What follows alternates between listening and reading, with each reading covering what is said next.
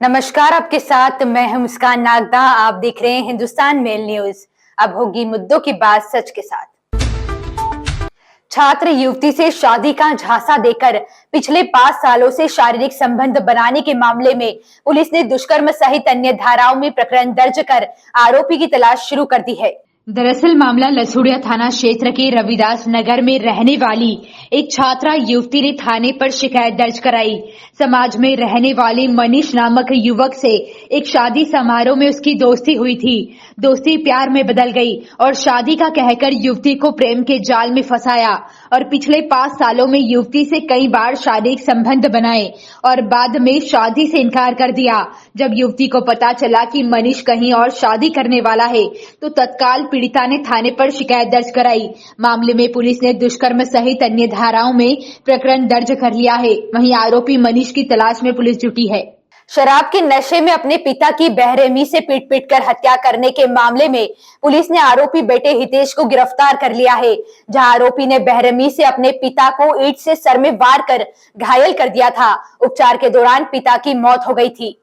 दरअसल मामला MG road थाना क्षेत्र के अहिल्या मार्ग में रहने वाले 60 वर्षीय सुनील नामक व्यक्ति की शराब की बात को लेकर हुए विवाद के बाद बेटे ने अपने ही पिता की बेरहमी से लात घुसाकर ईंट से सर पर हमला कर दिया, जिससे गंभीर अवस्था में 60 वर्षीय सुनील को उपचार के लिए एमवाई अस्पताल में भर्ती कराया गया था, जहां उपचार के दौरान सुनील ने दम तोड़ दिया।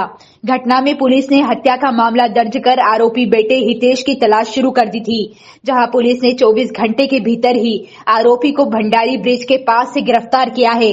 पूछताछ में आरोपी ने बताया कि दोनों बाप बेटे शराब पी रहे थे। शराब पीते वक्त ही छोटी सी बात पर पिता ने हितेश को चाटा मार दिया, जिसके बाद शराब के नशे में हितेश ने अपने पिता की हत्या कर दी। एक 307 का प्रकरण दर्ज कराया गया था, जिसमें उनका जो लड़का है हितेश, इसके द्वारा शराब के नशे में अपने पिता सुनील के साथ मारपीट की गई थी 11 तारीख को रात को तकरीबन 9-10 बजे के आसपास।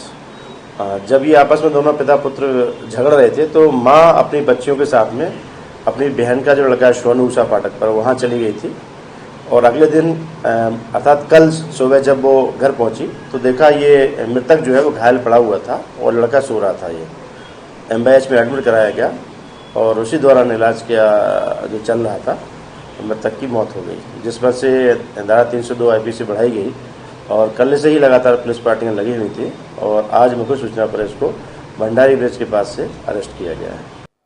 बॉम्बे हाईकोर्ट की नागपुर बेंच ने 28 साल के शख्स को यौन शोषण के आरोपों से रिहा कर दिया। कोर्ट ने कहा कि बिना सेक्सुअल इंटेंट के किसी नाबालिग बच्ची के सिर या पीठ पर हाथ फेरना यौन शोषण नहीं माना जा सकता।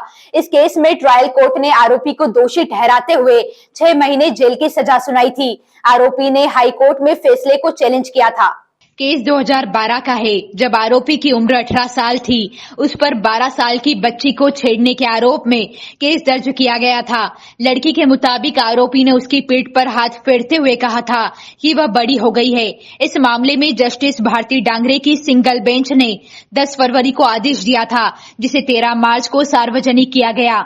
जज ने कहा कि जब प्रोसिक्यूशन आरोपी की छेड़छाड़ की नियत को साबित नहीं कर पाया तो कोर्ट को यह समझ नहीं आ रहा है सेक्शन 354 क्यों लगाया गया है और इसे साबित करने के लिए सुनवाई क्यों हो रही है। खास तौर से ये क्यों कहा जा रहा है कि आरोपी ने जब बच्ची की पीठ पर हाथ फेरकर कहा कि तुम बड़ी हो गई हो तो इससे बच्ची डर गई।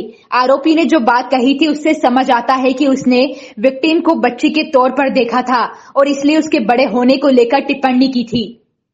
प्रदेश में विधानसभा चुनाव के मद्देनजर भाजपा का बूथ विस्तारक अभियान आज से फिर एक बार शुरू कर दिया गया है। प्रदेश स्तर पर शुरू हुआ यह अभियान आगामी 24 मार्च तक जारी रहेगा। वहीं इंदौर में भी आज इस अभियान को लेकर भाजपा के नगर पदाधिकारी मीडिया से रूबरू हुए। प्रदेश भर में आज से शुरू हुए भाजपा के बूथ विस्तारक अभियान के दूसरे दौरे इंदौर में भी प्रभावी रूप से चलाया जाएगा, जहां इंदौर में सभी 1604 पोलिंग बूथ पर शक्ति केंद्रों के माध्यम से यह अभियान चलाया जाएगा, जिसमें हर बूथ पर 10 दिनों तक 10 घंटे कार्यकर्ता इस अभियान को लेकर कार्य करेंगे। वहीं बूथ स्तर तक शुरू हुए इस अभियान में पोलिंग बूथ टोली के माध्यम से आगामी विधानसभा चुनाव को लेकर इस अभियान को क्रियान्वित किया जाएगा। वहीं इस बार अभियान में पन्ना प्रमुखों में महिलाओं की भी 33% की भागीदारी रहेगी। इसके साथ ही इस अभियान में न सिर्फ कार्यकर्ताओं प्रभावी भूमिका में बूथ लेवल तक जाकर भाजपा के पक्ष में काम करेंगे, बल्कि स्थानीय वरिष्ठ नेता भी इस अभियान का हिस्सा बनेंगे। वहीं अभियान में डिजिटल पोलिंग बूथ और तकनीक का इस्तेमाल भी प्रभावी रूप से किया जाएगा। अभी ये जो 1604 बूथ की रचना हुई है, चूंकि इस बार इंदौर महानगर ने विशेषकर एक अभियान चला के प्रत्येक पोलिंग बूथों पे नाम जुड़वाने का एक बहुत बड़ा अभियान चलाया था, जिसको हमने फर्जी नाम है तो उसको डिलीट करना है, कॉपी है किसी नाम का डुप्लीकेशन है तो उसको ठीक करना है, और जो नाम नहीं चढ़े थे उनको चढ़ाना है। इस नाते इस बार जो पोलिंग बूथ है विधानसभा के नाते वो 1604 हो गए हैं। पिछली बार की तुलना में ये आंकड़ा अलग है, पिछली बार पोलिंग बूथ अलग थे। मगर जो आपने प्रश्न पूछा है, ऐसे चैलेंजेस हमने पहले ही उस पर हमने ध्यान भी दे दिया और काम भी चालू कर दिया है, जिन पोलिंग बूथों पे आज भी आशा अनुरूप भारतीय जनता पार्टी को जीत नहीं मिल रही। मकान मालिक के बेटे को झूठे दुष्कर्म मामले में फंसाने को लेकर 5 लाख रुपए के लिए ब्लैकमेलिंग करने वाले युवक पर पुलिस ने मामला दर्ज कर आरोपी की तलाश शुरू कर दी है। दरअसल मामला लसूड़िया थाना क्षेत्र के बापू गांधी नगर इलाके का है। यहां रहने वाली एक पीड़ित महिला ने शिकायत दर्ज कराई थी। उनके घर किराए से रहने वाला शिबू लोहार काफी लंबे समय से किराया नहीं दे रहा था। जबकि किराए की बात सामने आई तो शिबू ने मालिक के बेटे को झूठे केस में फंसाने को लेकर थाने पर शिकायती आवेदन दिया और मामले में समझौता करने के लिए 5 लाख रुपए की मांग की थी। मामले की शिकायत मिलने के बाद पुलिस ने शिबू के खिलाफ ब्लैकमेलिंग सहित अन्य धाराओं में प्रकरण दर्ज किया है। वहीं आरोपी की तलाश में पुलिस जुटी है। लसूड़िया थाना क्षेत्र में एक घटना हुई है जिसमें एक पीड़ित व्यक्ति थे जिनसे कोई 5 लाख रुपए की डिमांड कर रहा था, कोई पुराना प्रकरण में सेटलमेंट कराने के नाम पर। यह बात थाने के संज्ञान में आई तो इसमें जांच पड़ताल किया गया। इसमें पता चला कि एक व्यक्ति है जो काम कराने के नाम पर फरियादी से पैसे मांग रहा है। इस घटना का संज्ञान में लेते हुए थाना लसूड़िया में FIR दर्ज किया गया है और इसमें आगे जाँच की जा रही है। जाँच में जो भी तथ्य आएंगे उस हिसाब से अग्रिम वैधानिक कार्रवाई की जाएगी।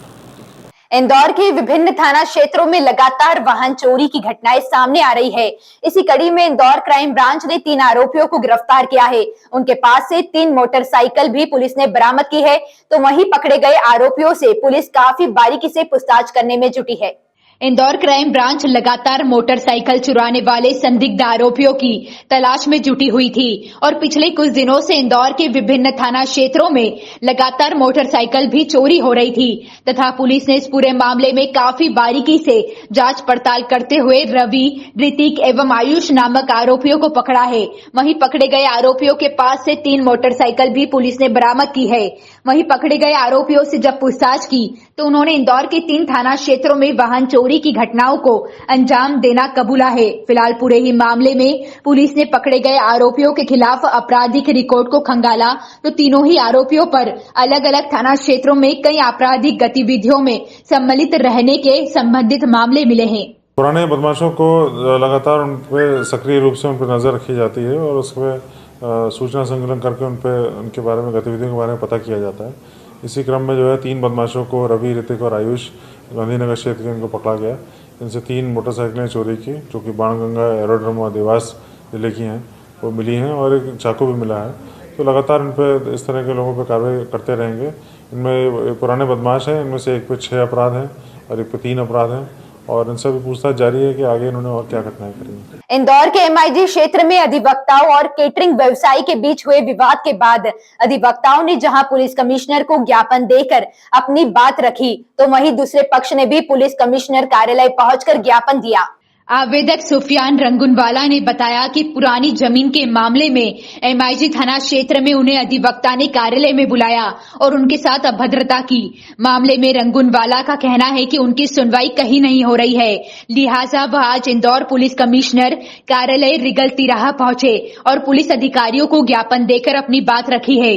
बताना चाहेंगे कि इसके पहले कुछ अधिवक्ता कमिश्नर कार्यालय पहुंचे थे, जहां उन्होंने भी रंगुनवाला के खिलाफ ज्ञापन दिया और कई आरोप लगाए हैं। MIG थाना क्षेत्र के मामले में पुलिस की जांच फिलहाल जारी है। जी, मेरा वीरेंद्र जायसवाल जी हैं। उन्होंने मुझे फ़ोन करके उनके ऑफिस पे बुलाया, जिसकी रिकॉर्डिंग मेरे पास अवेलेबल है। मैं उनके ऑफिस नहीं गया हूँ। उन्होंने मुझे बुलाया, मुझे बुलाकर और एक एग्रीमेंट पे साइन करने को कहा और कुछ अलग दूसरे पन्नों पे भी साइन करने को कहा, जिससे मैंने इनकार किया। तो इनकार करने की वजह से वो मुझ पे दादागिरी करने लगे कि नहीं साइन करना पड़ेगी, ऐसा करना पड़ेगा, वैसा करना पड़ेगा, और फिर मेरे साथ मारपीट की। मारपीट करने के बाद फिर वो खुद ही, मैं तो उस समय समझ नहीं पाया क्योंकि मुझे लगी हुई थी, फिर वो जाके थाने में और मेरे खिलाफ़ झूठी रिपोर्ट कर दी कि सर ये हमारे ऑफिस में घुस के मारपीट की, जबकि उनके ऑफिस में कई सारे सीसीटीवी कैमरे लगे हैं जो ये सिद्ध कर सकते हैं कि मैंने कोई मारपीट नहीं की, उन्होंने मेरे साथ मारपीट की, पर वो इसे छुपा रहे हैं।